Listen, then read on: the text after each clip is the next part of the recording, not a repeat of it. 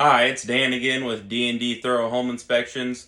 Today we're going to talk a little bit about receptacles, otherwise known as outlets, like we have here. Now, this video we're going to talk a little bit more about location and some of the defects, and then we'll do a video later on talking a little bit more about the electrical hazards and such associated with them. So, one of the first things when we walk into a room that we look for is how many outlets are in that room.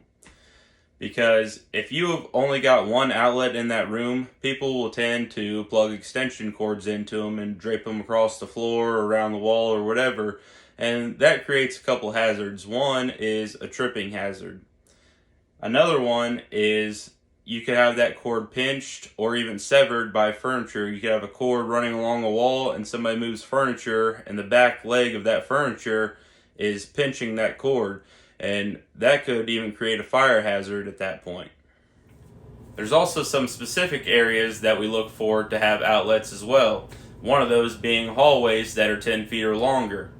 Then we've also got all your porches, decks, and balconies that are only accessed from the inside of the house. Those should also have one outlet on them as well.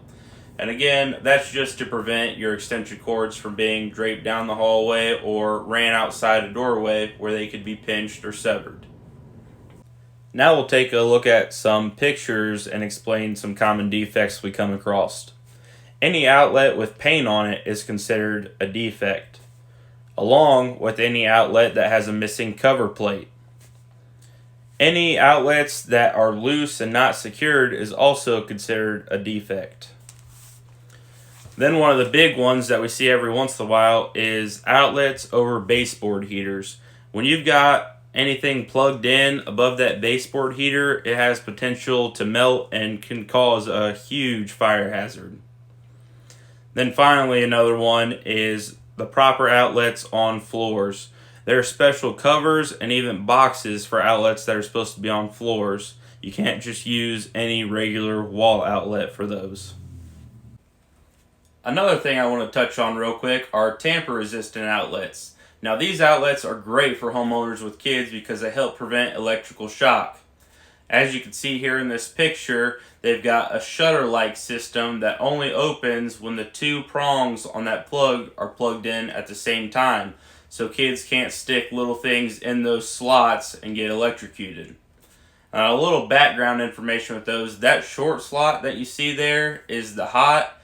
That longer one is your neutral, with the round one being your ground.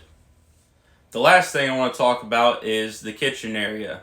Ever since 1959, the NEC has stated that each kitchen needs at least two dedicated 20 amp circuits for that kitchen.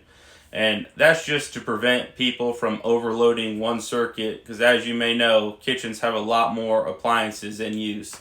You've got your oven, toaster, microwave, coffee maker, and so much more.